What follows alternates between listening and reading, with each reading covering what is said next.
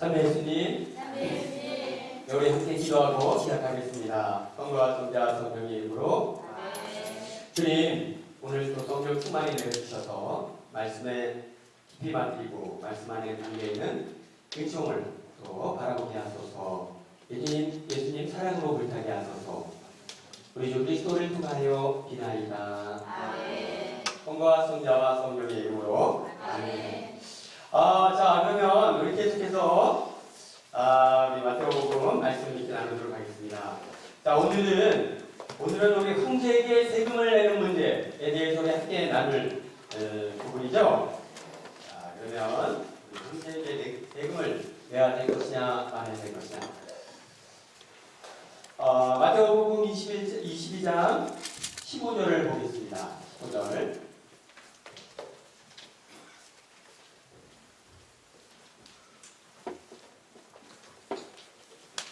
자, 그러면 우리 본문을 함께 읽겠습니다.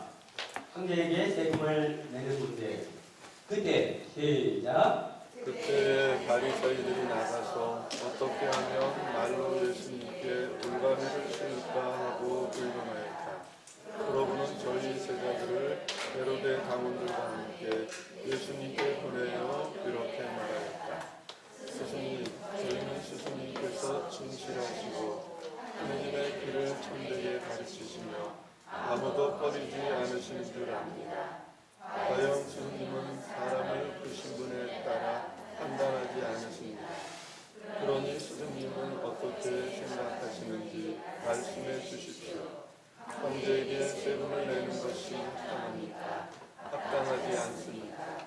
예수님께서는 그들의 악의를 아시고 말씀하셨다. 유선자들아, 너희는 어찌하여 나를 시험하느냐? 세금으로 내는 돈을 나에게 보여라. 그들이 데나리온 한 입을 가져오자 예수님께서 이 조상과 글자가 누구의 것이냐 하고 물으셨다.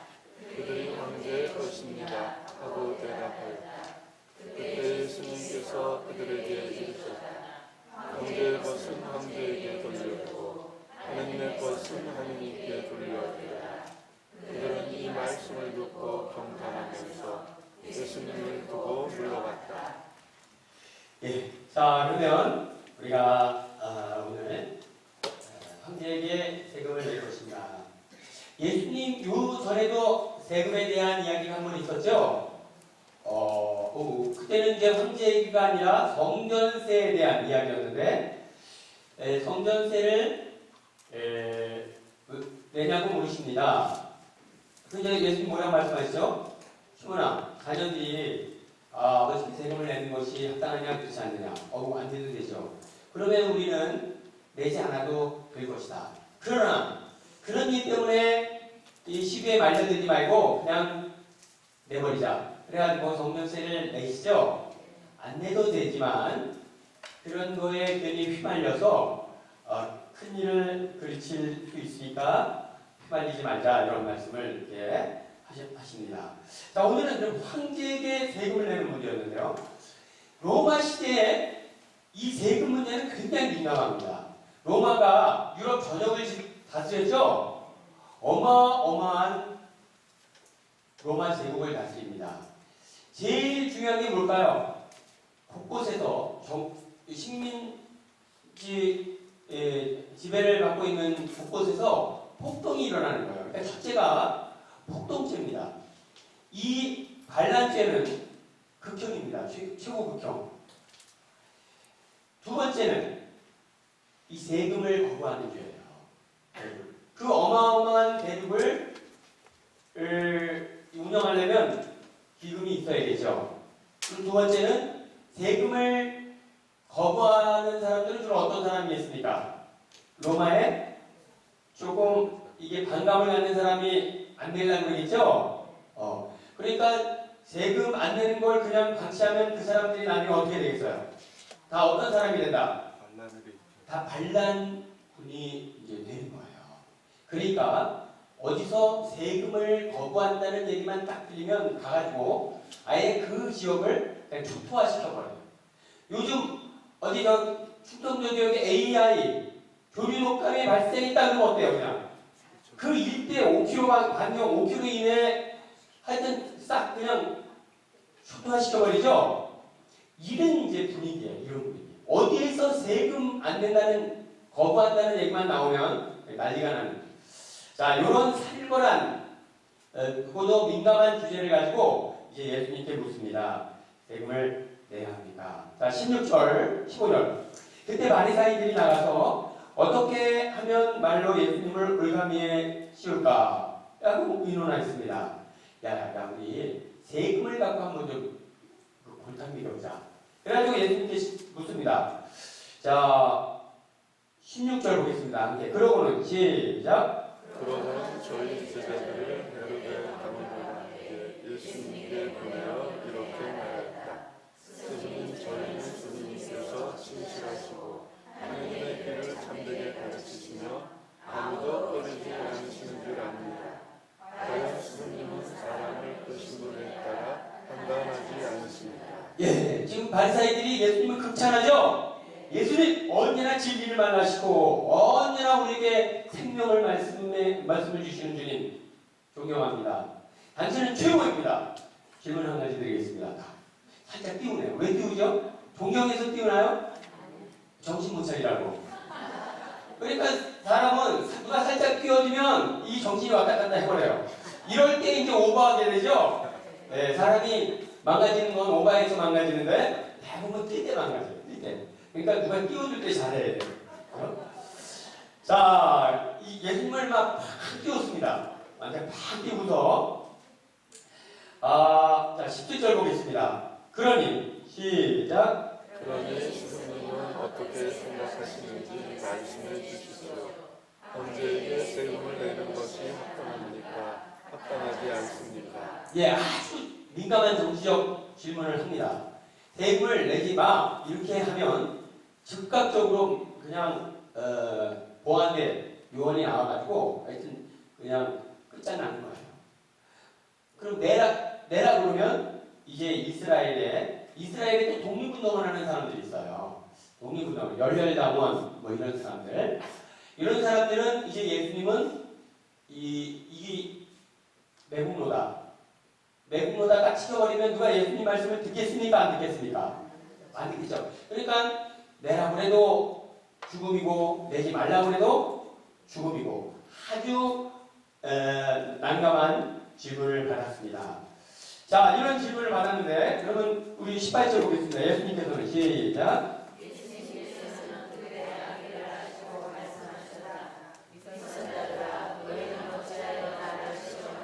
예, 이것입니다.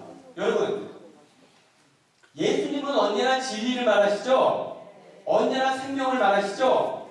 그런데 어떤 사람들은 예수님의 입에서 나오는 진리의 말씀으로 회개하고 생명의 말씀으로 새로운 생명을 얻습니다. 그런데 지금 바리사이들은 예수님과 마주하면서 진리를 듣고 생명을 얻죠? 근데 왜 그들은 한시도 하느님께 나아가는 데 도움을 받지 못하죠? 의도가 불순해서 의도가. 그들이 정말 진리를 깨치고 싶어서가 아니라 무엇 때문에? 예수님을 시험하려고. 그러니까 여러분 우리가 신앙생활을 하는데 저도 이렇게 이제 얘기를 나눠보면 정말 알고 싶어서 또 예수님께 가까이 가고 싶어서 자꾸 이것저것 묻는 분들이 있어요. 이런 분들한테는 제가 굉장히 친절하게 또 잘 이렇게 말씀을 드려요. 그러는 자매님 이렇게. 그런데 아주 불순한 의도를 가지고 질문을 하는 경우가 있어요. 이게 자기를 과시하려고 이게 뭐가 이게 교리가 좀 문제가 있다. 이런 불순한 의도를 가지고 하는 질문에는 별로 그렇게 성의 있게 대답하지 않습니다. 왜죠? 해줘도 그것이 그에게 의존이 되지 않아요.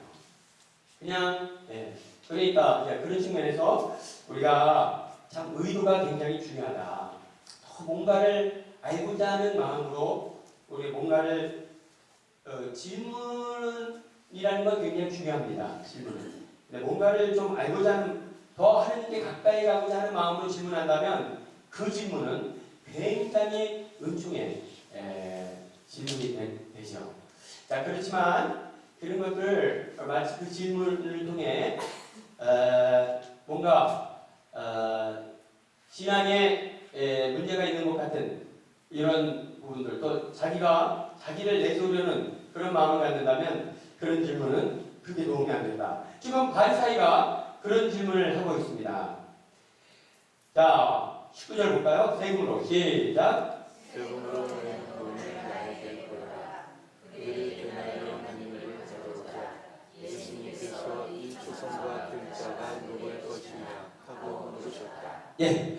자, 요즘도 돈에 보면 이름이 사람이 그려져 있죠? 네. 야, 5만원짜리는 만원짜리 누가 있죠? 대종대왕이죠. 5만원짜리는 심사임당이 있죠. 그죠? 자, 이렇게, 사람의 이름, 특히 정말 존경의 대상이 되는 분들의 얼굴이 돈에 그려져 있습니다. 자, 이때도 이 세금을 낼 때는 로마 돈으로 세금을 내야겠습니다. 로마 돈으로 세금을 내야 되는데 이 로마 돈에는 로마 황제의 얼굴이 딱 찍혀 있는 거예요. 로마 황제. 그래서 동전을 이렇게 보니까 그 동전에 여기 이거 그렇죠? 그 동전에 찍힌 사람이 누구냐? 예, 황제입니다. 그러면 황제의 것은 황제에게, 그리고 하느님 것은 하느님에게 라는 유명한 말씀을 하십니다. 자,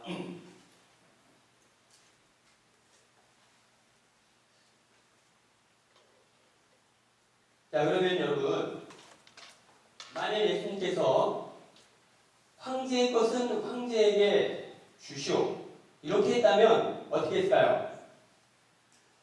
세금을 내라는 얘기죠? 세금을 내라는 얘기예요.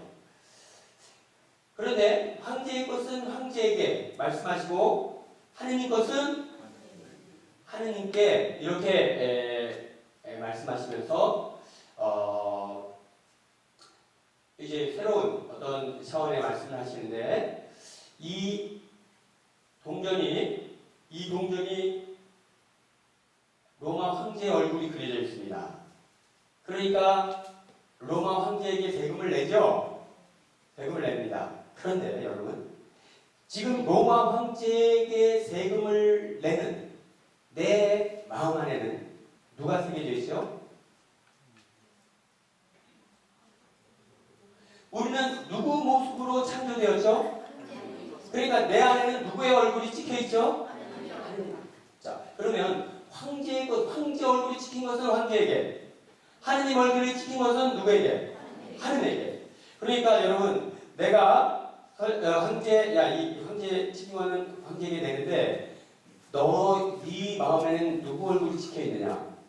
하느님이 찍혀있습니다. 그러니까 어떻게 해라? 너를 하느님께 온전히 바쳐라. 자, 제가 황제에게 냅니다. 누가 봤습니까? 황제가 봤죠? 그러면 황제의 마음에는 누가 찍혀있죠? 하느님의 얼굴이 찍혀있죠. 황제는 누구 거죠? 하느님 것인 거예요. 자, 그런 측면에서 황제에게 바치는 것은 아주 작은 것을 바치는 거고 하느님께 바치는 것은 전부를 바치는 것이다. 자, 이런 측면에서 우리가 이 동전을 황제에게 바칠 거냐 말 거냐 이게 지금 중요한 게 아니라 뭐가 중요하다? 너 자신을 하느님께 바칠 거냐 말 거냐 이게 중요하다는 것을 지금 예수님이 우리에게 들려주고 계십니다. 황제에게 바쳤으니까 우리가 황제를 우상으로 섬기는 거 아닙니까? 이렇게 이야기하는데 no! 왜 아니죠? 그 황제의 영혼 안에 뭐가 찍혀있죠? Jesus Christ. 하느님 마크가 찍혀있는 거예요. 그죠? 그러니까 이게 이 동전 하나 황제에게 주느냐 마느냐 이게 그렇게 중요한 게 아니라, 그죠? 너도 그렇고 황제도 그렇고 다 어떻게 해야 한다? 하느님 것이 되어야 한다. 이 말씀을 우리에게 주고 계십니다. 자, 그래서 22절 우리 함께 볼까요? 22절. 자, 22절. 그들은 시작.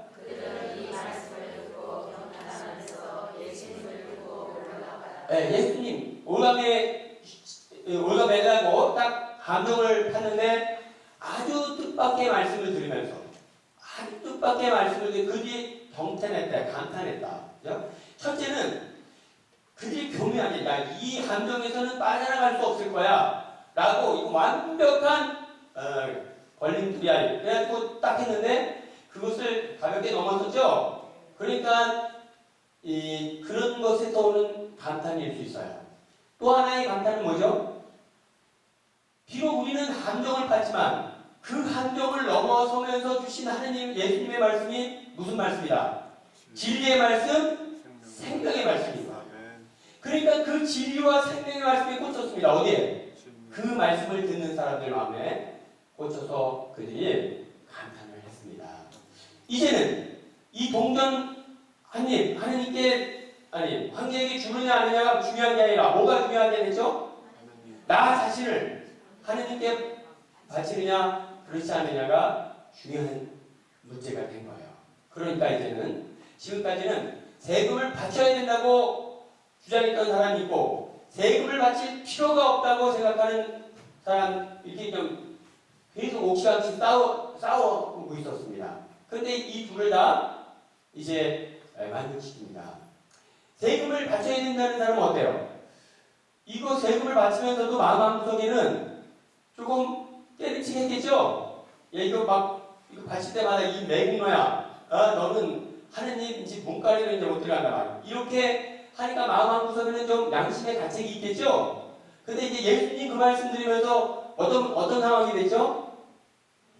이 동전 하나 황제에게 바치냐 안 바치냐 이유는 중요한 게 아니다. 이걸 바쳤다고 해서 황제에게 우상 숭배한 것이 아니라는 거죠. 이거는 중요한 게 아니라 그 뭐가 중요하죠?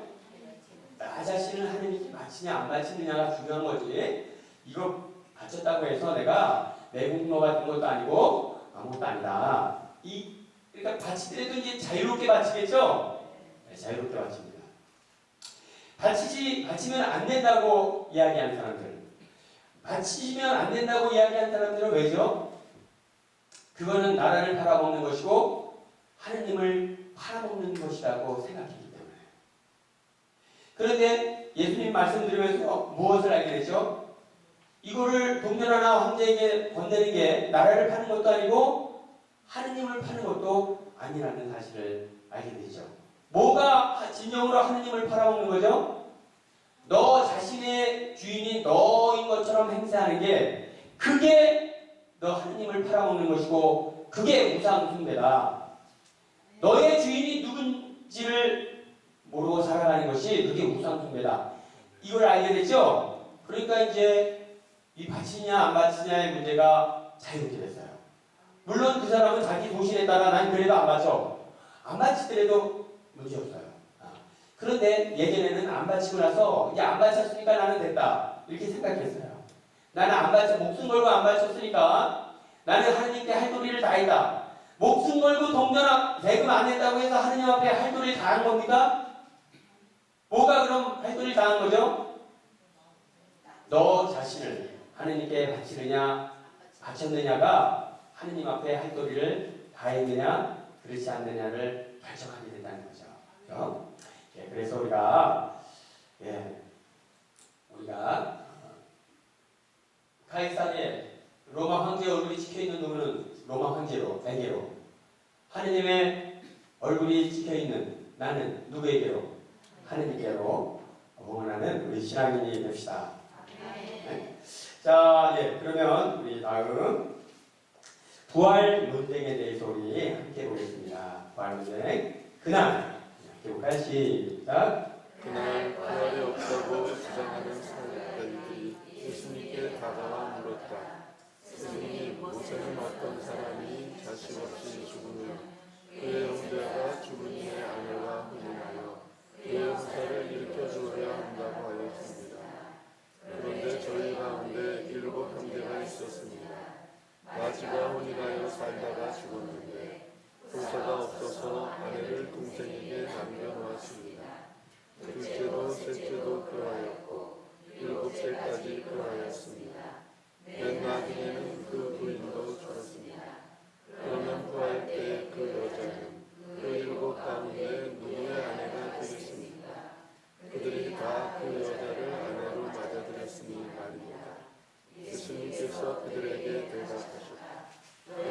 성령도 모르고 하느님의 능력도 모릅니다. 그렇게 잘못 생각하는 것이다. 구할 때에는 장난하는 이유도 뜻하는 이유도 없이 하늘에 있는 천사들과 같아진다.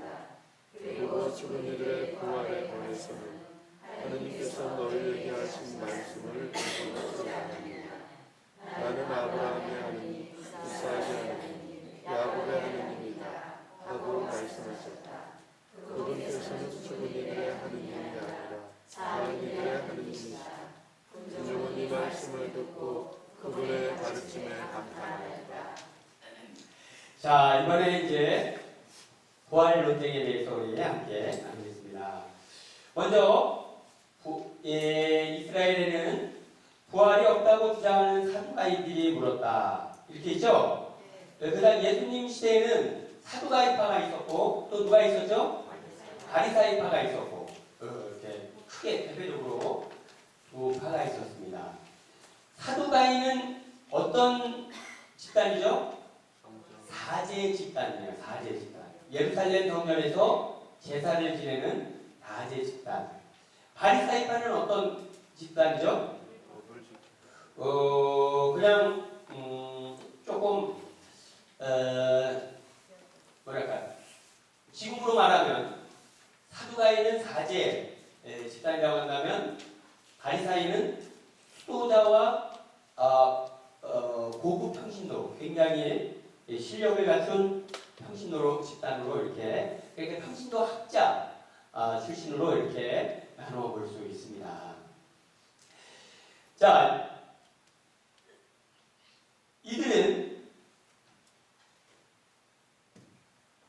그러면 그 당시에는 주로 종교적 행사가 무엇 중심으로, 예루살렘 제사 중심으로 이루어졌죠?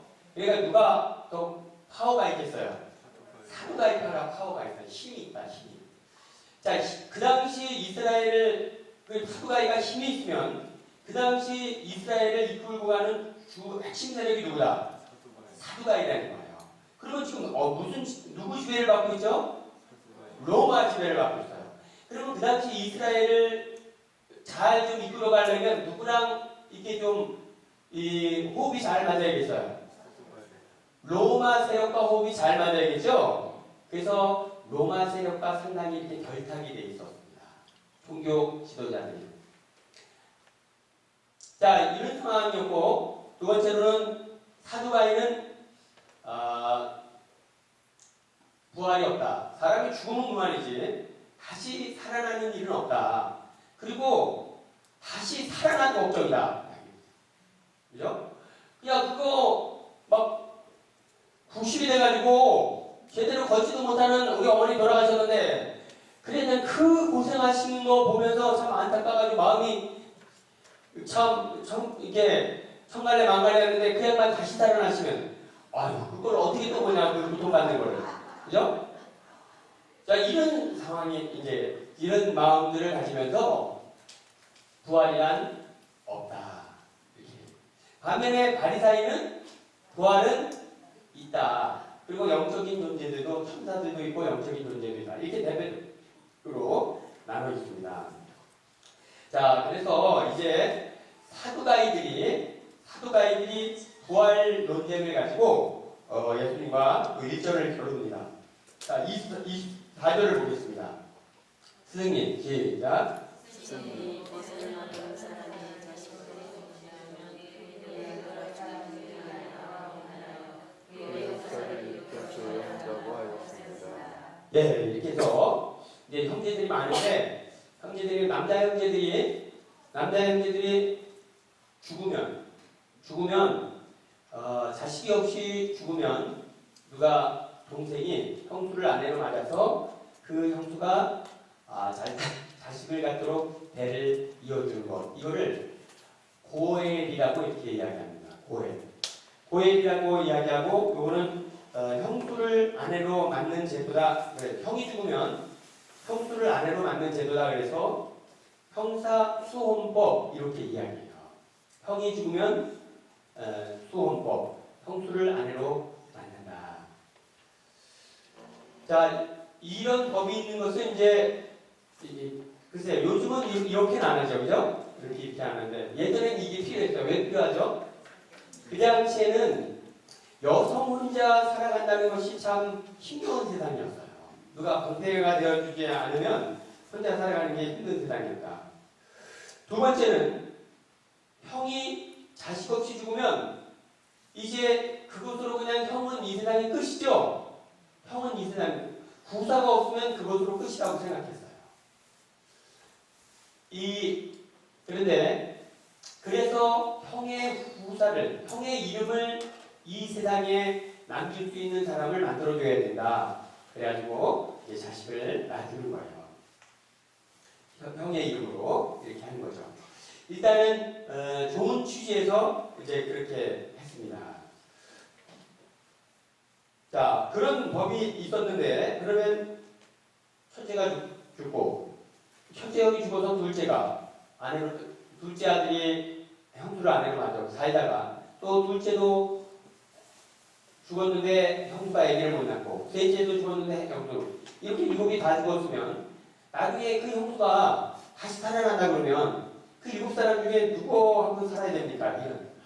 이거를 궤변이라고 이렇게 이야기하죠. 소피스트, 억지 논리, 억지를 부리는 거예요. 자, 그래 29번 보겠습니다. 그렇게 질문하니까 29번 한번 보겠습니다. 예수님께서 시작. 예수님께서 그들에게 대답하셨다. 너희가 성경도 모르고 하나님의 이름도 모르니까 그렇게 잘못 생각하는 것이다.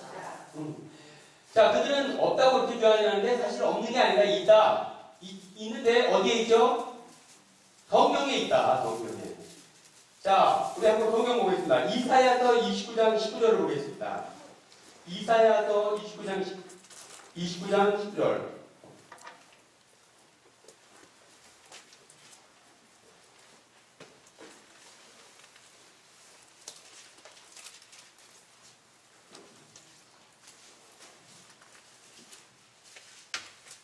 자, 이사야서 29장 19절의 말씀을 함께 보겠습니다. 29장 19절. 자, 다 함께 읽어볼까요? 겸손한 시작. 겸손한 이들은 주님 안에서 기쁨에 기쁨을 더하고 사람들 가운데 가장 가난한 이들은 이스라엘의 거룩하신 분 안에서 즐거워하리니 포악한 자가 없어지고 인정되는 자가 사라지며 그들 기회를 엿보는 자들이 모두 잘려나가기 때문입니다. 예. 자, 우리가 다시 한번 볼까요? 다니엘서 12장 1절을 보겠습니다. 다니엘서 12장 1절. 다니엘서 12장 1절.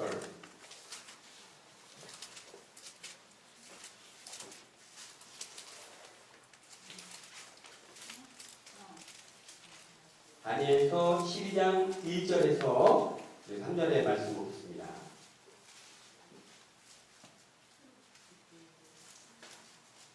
자, 그럼 우리 한번 그때 시작. 그때에 내 백성의 보자 밑에 내세우 조사가 나오리라. 또한 나라가 생긴 이에 위치기 없었던 지하의 때가 오리라. 그때 내 백성은 세계의 이들은 모두 구원을 받으리라. 또 땅 먼지 속에 잠든 사람들 가운데서 많은 이가 깨어나 어떤 이들은 영원한 생명을 얻고 어떤 이들은 영원한 치욕을 받으리라. 예, 자 이렇게 죽은 이가 다시 살아나게 되리라는 말씀이 성서에 있죠. 근데 성서에 있는데 이 사두가이들은 성서 곳곳에 이렇게 부활에 대한 증언이 나오는데 사두가이들은 모세오경만 성서로 인정을 해요. 창세기, 출애굽기, 레위기, 민수기, 신명기. 그 모세오경에는 부활에 대한 이야기가 나오지 않습니다. 그러나 부활에 대한 증언은 이렇게 다니엘서 또 이사야 예언서 또 마카베오서 이 성서의 곳곳에 이제 부활에 대한 이야기가 나옵니다. 그래서 오늘 예수님께서 너희들은 성서를 모르기 때문이다 이렇게 이야기를 하시네요. 그리고 능력도 모른다. 자, 자기들이 할 수 없는 일은 하느님도 하실 수 없다고 생각하는 이런 마음. 우리 한번 보겠습니다. 우리 30절 함께 보겠습니다. 다시 마태복음 앞으로 와서 30절. 자, 우리 구할 때 시작. 구할 때에는 장관이 있고 시집간이 없이 하늘에 있는 천사들과 같아진다. 예. 구할 때는 누구와 같아진다? 천사들. 지금 이 모습이 천사의 모습입니까? 아니죠. 근데 죽었다가 다시 살아날 때는 어떤 모습? 천사들의 모습. 그러면 여기서 좀 어떤 차이가 있죠? 사두가이들은 부활을 어떻게 이해하고 있습니까? 죽었습니다. 죽어가지고 이제 동굴 속에 묻혔어요. 부활은 죽었었는데 갑자기 맥박이 뛰기 시작하면서 다시 살아나온 거. 이것을 이제 부활이라고 하는 거예요. 근데 내가 류마티스가 있었으면 계속 류마티스를 고생해. 그러니까 이런 부활이 의미가 있습니까? 부활해가지고 다시 딱 나왔는데 헤어스타일이 더 망가져 버렸어. 그러면 이거를 하고 싶겠습니까? 안 하고 싶겠습니까? 그러면요. 그냥 제가 애니 시정을 갔더니 자매님들이 너무 좋으시대요. 그래서 너무 좋다고 해서 은총 많이 받으시나 보다. 그랬어요. 글쎄요. 뭐가 이렇게 좋으세요? 해주는만 먹으니까 너무 좋아요. 밥 3끼 먹는 게 너무 힘들어가지고 그냥 죽으면서 이제 끝났구나. 그러다 다시 일어나가지고 다시 다른 여보 밥 좀 해줘. 이러면 그런 부활이 행복하겠습니까? 지금 이 부활에 대한 포인트가 지금 어긋나 있죠? 이 사두가이들의 부활은 그냥 멈췄던 숨이 다시 회복되고 예전의 삶이 계속 반복되는 그런 부활. 그러나 지금 여기 예수님께서 말하는 부활은 어떤 부활이죠? 죽었다가 다시 났을 때는 과거의 몸은 사라지고 무슨 몸? 영적으로 새롭게 된. 그죠? 그러니까 이제 이 사두가이들은 애벌레로 살다가 죽었으면 다시 애벌레로 태어나서 그냥 애벌레처럼 사는 거예요. 그러나 예수님이 말씀하시는 부활은 애벌레로 살다가 죽었는데 깨어날 때 보니까 그죠? 그러니까 부활하고 싶습니까? 안 하고 싶습니까? 자, 이런 상태에서 이 사람이 죽기 전에 그냥 그 7남자하고 살았는데 부활하고 다시 깨어나면 누구랑 살아야 합니까? 이런 질문을 이 부활이 뭔지를 우리가 더 이해한다면 이런 어리석은 질문을 안 하겠죠? 근데 왜 이런 어리석은 질문을 했죠? 뭘 몰라서. 그러니까 뭘 모르니까 이렇게 어리석은 질문을 해요. 이런 걸 막으려면 어떻게 되죠? 뭘 알아야 돼요. 뭘 알려면 어떻게 하면 됩니까? 수요일날 정도 보시면. 자, 그래요. 그래서 이게 부활에 대한 개념을 너무 잘못 잡고 있었다. 우리가. 자, 그래서 그럼 이 30절 보겠습니다. 30절.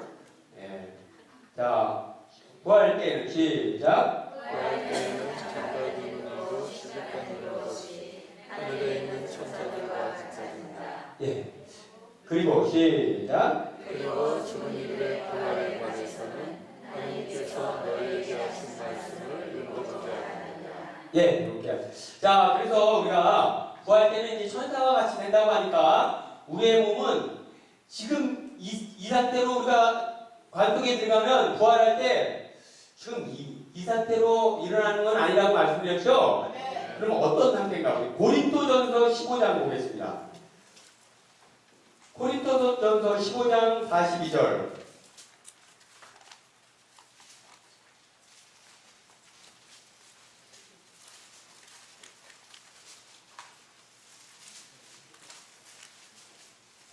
다시 15장 42절에서 44절을 보겠습니다. 42절. 죽은 이들의 부활도 시작. 죽은 이들의 부활도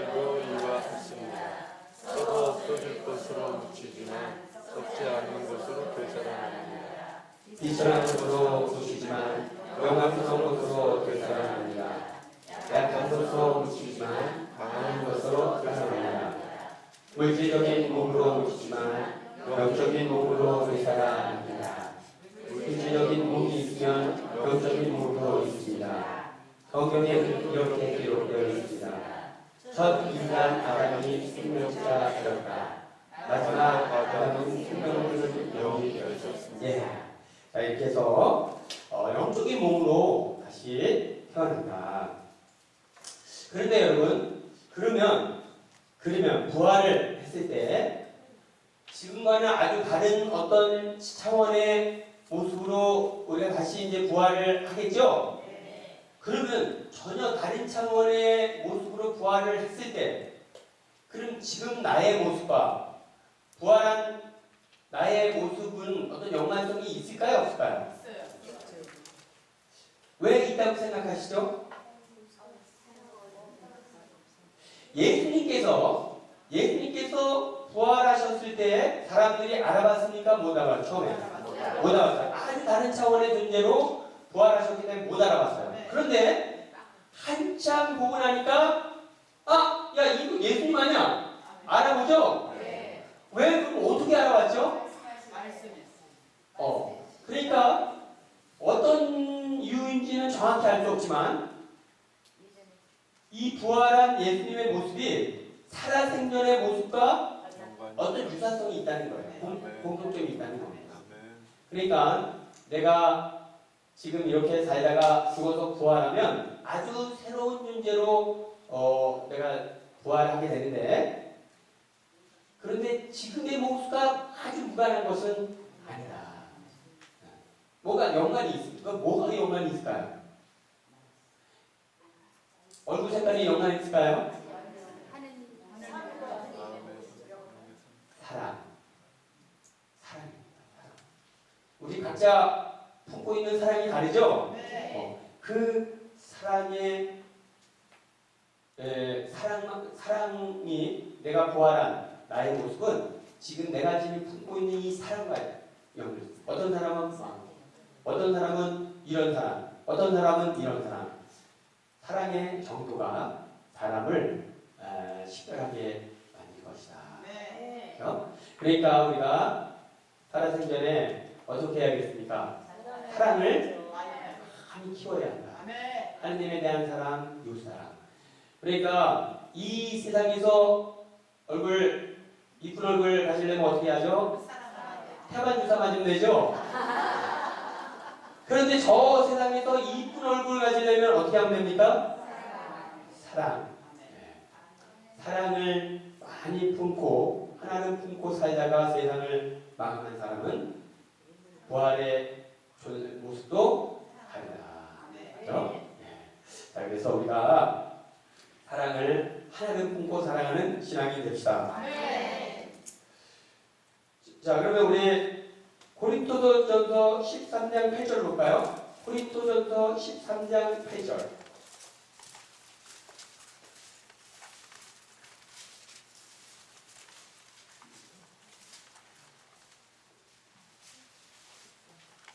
자, 사랑은 자, 13장 8절 시작. 사랑은 언제까지나 쓰러지지 않습니다. 예언도 없어지고 신령한 언어도 그치고 지식도 없어집니다. 우리는 부분적으로 알고 부분적으로 예언합니다.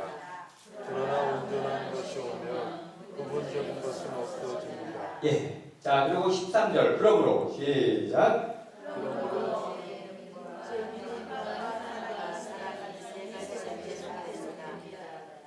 그 가운데 어떤 이제 모든 것은 사라질 것입니다.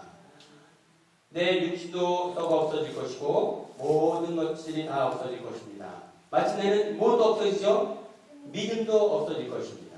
믿음은 우리가 하나님을 볼 수 없으니까 갖게 되는데, 하나님을 마주 배우면 이제 믿음도 더 이상 필요가 없게 되는 거죠. 그죠? 희망도 이제 더 이상 사라질 것입니다. 희망도. 믿음도 사라지고 희망도 사라지며 다 사라지고 나면 마지막 남는 것은 무엇뿐이다? 사랑입니다. 라고 이렇게 고백하고 있죠? 그러니까 여러분 사랑을 많이 쌓으시기 바랍니다. 자, 그러면 우리 31절 보겠습니다. 31절. 자, 다시 마태복음 22장 31절. 그리고 시작.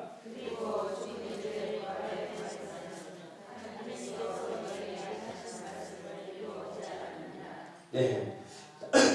자, 우리 32절 시작. 나는 아브라함의 하나님, 이삭의 하나님, 야곱의 하나님이다 하고 말씀하셨다.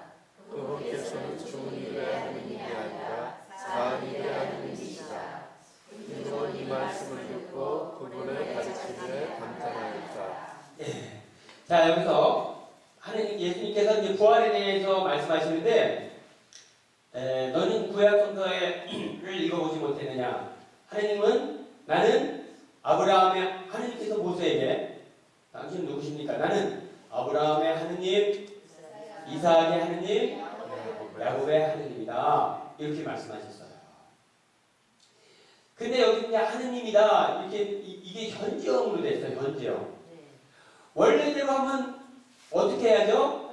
나는 아브라함의 하나님이었고 이삭의 하나님이었고 야곱의 하나님이었다. 이렇게 해야 맞죠? 나는 지금 아브라함의 하나님이야. 그래서 아브라함하고 지금 사귀고 있어. 이 얘기죠? 그러면 아브라함하고 사귀고 있다는 건 지금 아브라함이 어떻게 됐다는 거죠? 살아있다는 거. 지금 나는 이삭, 야곱의 하나님이야. 야곱과 지금 데이트하고 있어. 야, 띠리리, 무슨 일로 전화했니? 지금 잠깐 좀 뵙고 싶은데, 나 지금 야곱하고 데이트하고 있어. 그러면 지금 야곱이 어떻게 하고 있다는 거예요? 살아있다는 거죠. 그러니까, 아브라함, 이삭, 야곱은 모세보다 아주 한참 전 사람들인데, 그 양반들이 지금 살아서 하느님과 데이트하고 있다니까. 사람이 이게 목숨이 끊어져서 땅속에 들어간다고 해서 죽어? 없어지는 게 아니구나. 우리 눈에 보이진 않지만 어디인가? 살아서 하느님과 함께하고 있구나. 이 얘기를 지금 해주고 있는 거예요. 그렇죠? 자, 그래요. 그러므로, 자, 그분께서는 죽은 이들의 하느님이 아니라 단 이들의 하느님이시다. 자, 그러므로 여러분, 하느님은 죽은 이들의 하느님이 아니라 살아있는 이들의 하느님이 될 수 있는 이유는 뭐죠? 하느님을 만나면 그냥 다 살아납니다. 하느님 품에 안기면 다 말라 죽었다가도 다 살아납니다. 왜 그렇죠? 하느님은 생명이시니까. 하느님 품 안에 있으면서 죽어 있을 수가 없어요. 여러분, 물속에 있는 이끼가 죽을 수 있습니까? 없습니다. 이끼는 우리 저기 성탄절 구유 만들 때 막 사다가 말라가지고 노랗게 죽어 있어도 물만 뿌리면 어떻게 되죠? 터지잖아요. 희한 생명인데 다 죽은 것 같은데도 물만 뿌리면 살아납니다. 물 속에 있는 이끼가 죽을 수는 없는 것입니다. 그죠? 마찬가지로 하느님 품에 있는 어떤 생명체가 그렇게 죽어 없어질 수 없는 것이다. 그러므로 하느님 안에 있는 것은 다 살아있는 것이다. 그러므로 내가 지금 하느님을 부르고 있다면 나는 지금 살아있다는 것입니다. 그렇죠? 자, 그래서 생명이신 우리 주님을 꼭 붙들고 가시기 바랍니다. 자, 이렇게 하시고요. 자, 그러면 다음 세 번째, 우리 가장 큰 예명 함께 보겠습니다. 자, 34절. 자, 시작. 예수님께서 사도들에게 말씀을 나가보셨다는 소식을 듣고 바리새인들이 함께하였다. 그들 가운데 7사람이 예수님을 시험하려고 물었다. 스승님, 율법에서 가장 큰 계명은 무엇입니까? 예수님께서 그들에게 말씀하셨다. 내 마음을 다하고 내 목숨을 다하고 내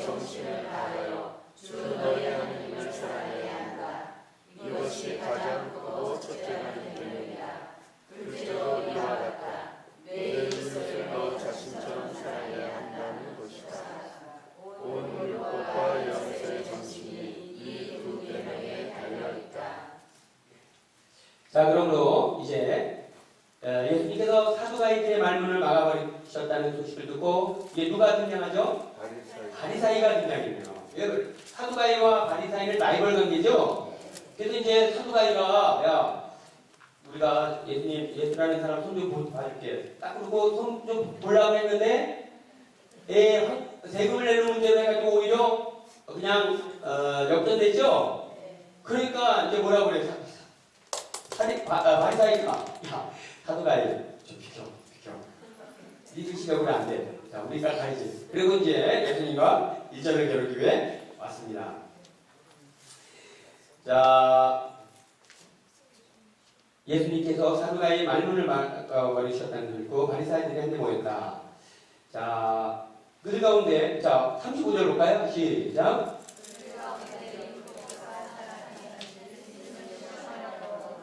예, 이 바리사이 자체가 굉장히 이 학자 출신의 집단입니다. 학자 출신. 그 학자 출신의 집단 중에서도 또 탁월한 사람이 율법 교사들인 거예요. 그러니까 뭔가 아주 예수님을 이게 바리사이들이 이게 도전했다 안 되니까 사두가이가 도전했다니까 바리사이 중에 그냥 최고의 인물을 뽑아가지고 이제 보낸 거예요. 실력자를. 그래가지고 질문을 했는데 그 질문이 36절 우리 한번 스승님 시작. 율법에서 가장 큰 계명은 무엇입니까? 예수님께서 그에게 말씀하셨다. 내 마음을 다하고 내 목숨을 다하고 내 정신을 다하여 주 너희 하느님을 사랑해야 한다. 예. 그 당시에는 613개나 되는 그 율법이 있었어요. 그 많은 율법을 지키려고 유대인들은 허덕였죠. 이 많은 율법을 정말 우리가 다 지켜야 하는가? 그 다음에 이 많은 율법 중에 가장 뿌리가 되는 율법은 뭘까? 저희는 이제 그런 의구심이 생겼겠죠? 이 많은 율법 중에 가장 중요한 것은 무엇입니까? 이렇게 물어요. 예수님께서 신명기의 말씀, 신명기 6장 5절의 말씀을 통해 마음을 다하고 생각을 다하고 힘을 다해 너희 하느님을 사랑해야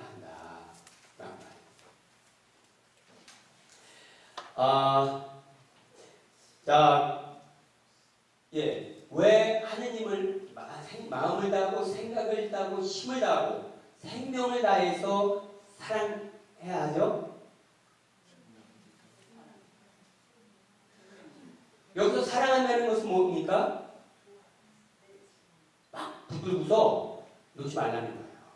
죽기 살기라는 이유라는 거예요. 예수님을 한번 딱 잡았으면 하느님을 잡았으면 놓지 말라는 거예요. 왜 놓지 말라는 거죠? 그분은 생명이십니다. 이거 놓으면 어떻게 돼요?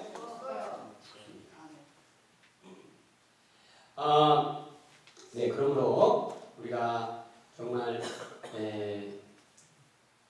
물에 빠져가지고 있다 막 물에 떠내려갑니다. 떠내려가다 나뭇가지를 딱 잡았어요. 그리고 막 떠내려가는데 확 떠내려가서 보니까 저쪽이 폭포에서 떨어지면 어떻게 돼요?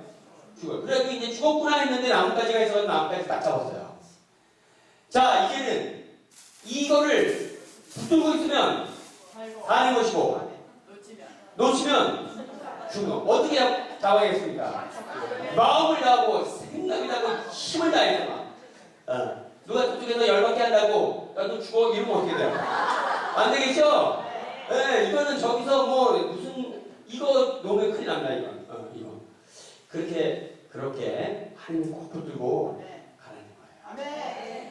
이것을 붙잡을 거냐 놓을 거냐는 선택의 문제가 아니라 무슨 문제다? 필수의 문제다. 자, 그래서 그거 놓으면 그냥 저 천이 난 떨어지고 그냥 곤도박질 치는 것입니다. 박살 나는 거죠. 자, 지금 이게 우리의 실제 현실이라는 거예요. 우리가 지금 하느님 붙들고 이렇게 가는데 이거 놓고 싶을 때가 가끔 있어요. 놓으면 어떻게 된다? 그냥 산산조각 난다. 힘들 때는 꽉 붙들고 가세요. 자, 이렇게 해서 그냥 마음을 다하고 생각을 다하고 힘을 다해서 이렇게 하느님 꼭 붙들고 가십시오. 자, 그런데 예수님께서 첫째가는 계명이 뭐냐고 그랬으면 이제 이렇게 하고 말았으면 되는데 또 뭐라고 말씀하시죠? 자, 한번 보겠습니다. 우리 39절. 39절. 둘째도 시작. 둘째도 이와 같다. 내 이웃을 너 자신처럼 사랑해야 한다는 것이다. 온 율법과 영적 정신이 이 두 계명에 달려있다. 예. 자, 둘째는 내 이웃을 너 자신처럼 사랑해라. 이렇게 했어요. 여기서 이제 아마 두 가지 의미가 있겠죠. 첫째는 하느님이 보입니까? 안 보입니까? 안 보이는데 하느님의 도장이 찍혀 있는 사람이, 하느님의 마크가 찍혀 있는 사람이, 마크가 찍혀 있는 존재가 있어요. 누구죠? 이웃. 그러니까 우리들 안에는 하느님이 살아있고, 그래서 이웃을 사랑하는 것이 누구를 사랑하는 것이다. 하느님을 사랑하는 것이다. 그렇게 이제 말씀을 주시죠. 또 하나의 이유가 있다면 하느님께서는 말씀하셨다. 마음을 다하고 생각을 다하고 힘을 다해서 어떻게 해라? 하느님을 사랑해라.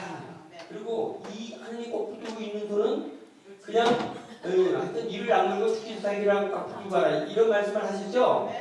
그리고서는 내 이웃을 사랑하는데, 내 이웃을 사랑하는데 여러 가지 방법이 있겠죠? 여러 가지 길이 있는데 그 중에서 배부르게 맛있는 거 사주는 방법도 있겠고, 좋은데 놀러 가게 해주는 방법도 있고, 또 극장 구경 시켜주는 방법도 있는데 그 중에서 어떻게 해주는 게 제일 그 사람한테 큰 선물하는 거죠? 지금 나 자신처럼 해주는 건데요. 지금 나 자신은 어떻게 하고 있죠? 그래, 꼭 붙들고 있죠? 왜 붙들고 있죠? 이거 꼭 붙들어야 내가 사니까. 놓치면 죽으니까. 그러고서 내 옆에 있는 이웃에게 뭘 해줄까 이렇게 보고 있는 거예요. 그 친구는 어떻게 하고 있죠? 떠내려 가고 있어. 어디로? 폭포수 좀 아래로. 그죠? 폭포수 아래로 떠내려 가고 있죠? 자, 그러니까 폭포수 아래로 떨어져 있는 친구에게 그냥 하여튼 마지막 식사라도 맛있게 하라고 불고기를 사준다면 그 불고기가 의미가 있겠습니까? 없겠죠? 그럼 그 친구에게 뭘 해주는 게 가장 의미가 있겠어요? 너도 잡아! 누구 잡아요? 하느님을 잡으라고 해주는 거. 하느님 잡아야 돼? 하느님, 야, 너 안 잡으면 임마, 너 지금 절벽으로 떨어지는 거야. 너 폭포로 잡아. 어떻게 잡아야 되냐? 여기 나무까지 아무나 꽉 붙으면 딱 붙으면, 그러면 그도 떠내려가다가 어떻게 되는 거죠? 죽음으로 가다가 생명의 끈을 붙들고 있는 거죠? 그러니까 나도 붙들고 있고 떠내려가는 이웃도 누구처럼? 나처럼 생명의 줄을 붙들게 만들었죠?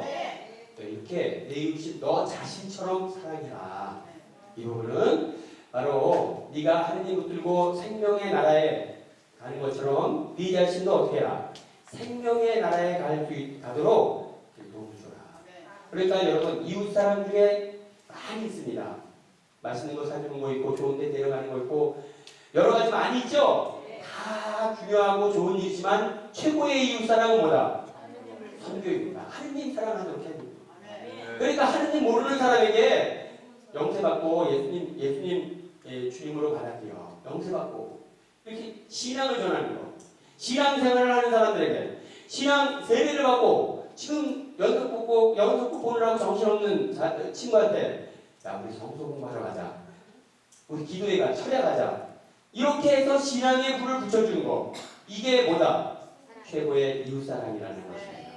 그죠? 그러니까 이 세상에서 가장 중요한 계명은 뭐죠? 사랑입니다. 사랑. 무슨 사랑? 하느님 사랑. 하느님 사랑. 자, 큰 소리로 하느님 사랑이 제일 중요합니다. 그리고 다른 사람들도 이 생명줄을 붙들 수 있도록 도와주는 거. 이것이 가장 큰 이웃사랑이다. 그죠? 그러므로 여러분, 우리가 선교는 머리도 하나 더 늘리고 우리가 나가서 전하는 뿌리는 게 아니고 그 지금 천지 낭떠러지로 떨어져가 있는 그 영혼을 생명의 밧줄을 잡으라고 내주는 것이 선교라는 것을 여러분들이 생각하시기 바랍니다.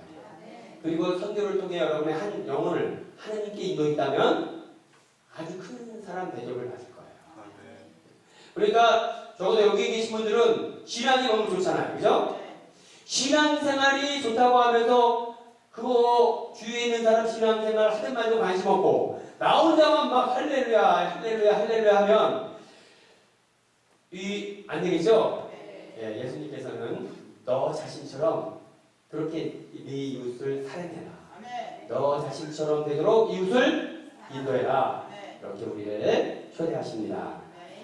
자, 그래서 오늘 우리는 황제에게 세금을 내야 되는지 말아야 되는지, 황제에게 동전 하나 주는 거 아니면 거 이게 중요하지 않다. 황제 얼굴 찍혀있는 동전은 황제에게 주고 하느님 얼굴 찍혀있는 네 자신은 하느님 동전이 쫓겨있는 뭐를 너 자신을 하느님의 온전히 바쳐라. 이런 말씀 들었죠? 네, 그래요. 이렇게 하시고 예, 두 번째 우리 부활 논쟁에서 부활은 죽었다가 다시 멈췄던 맥박이 뛰는 사건이 아니라 어떤 사건이다? 아주 새로운 존재로 변화되는 그런 차원이다. 그렇지만 아주 새로운 차원. 애벌레가 나비가 되는 새로운 차원이지만 그래도 나와 연관이 있죠? 나와 뭐가 연관이 있죠? 사랑. 그러므로 지금 삶을 살아가면서 사랑이 적은 사랑을 품은 사람은 적은 사람이 될 것입니다. 큰 사랑을 품은 사람은 큰 사람이 될 것입니다. 네, 이 세상에서 고생 많이 했는데 하늘나라에 가서라도 좀 어깨 피고 살아야죠? 그러니까 사랑, 큰 사랑 이렇게 마음에 품으시기 바래요. 자, 예, 이렇게 하시고 가장 큰 계명 하느님 꽉 잡는 거. 네. 이 세상에서 내가 해야 하는 일 중에 가장 우선적이고도 시급하고도 중요한 것은 하느님 꽉 잡는 거. 마더 데레사 스님이 말씀하십니다. 이 삶이란 그렇게 복잡한 것이 아닙니다. 기도하고 사랑하는 것. 이것이 생애의 전부입니다. 네, 삶이란 그렇게 복잡하지 않다. 기도하고 힘받아서 어려운 사람 돕고 또 지치고 힘들면 예수님 앞에 나와서 힘받고 나가서 또 하느님 영광 드러내고 이것이 삶의 전부다라고 이야기합니다. 자, 그러면 우리 찬양 한곡 하겠습니다. 우리 616번 정말 우리 이대로 그냥 온전히 하느님께 봉헌합시다. 잘생겼으면 잘생긴 대로, 못생겼으면 못생긴 대로, 여자면 여자인 대로, 남자면 남자인 대로. 그거 중요하지 않습니다. 그냥 하느님께서는 나 자신을 온전히 다 내어드리는 것을 기뻐하십니다. 우리 함께 찬양합시다.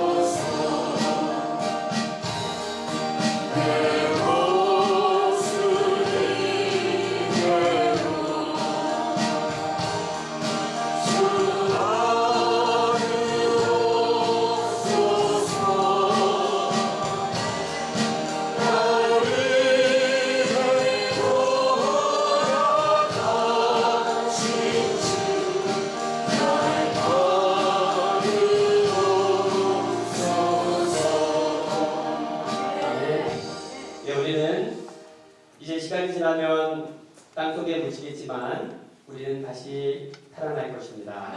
더 거룩한 존재로 살아날 것입니다. 더 영광스러운 모습으로 부활할 것입니다. 예수님께서 부활하셨고 우리는 그 뒤를 따를 것입니다. 예수님 살아계시기에 우리도 죽지 않고 다시 살아날 것입니다. 살아계신 주님을 찬양합시다.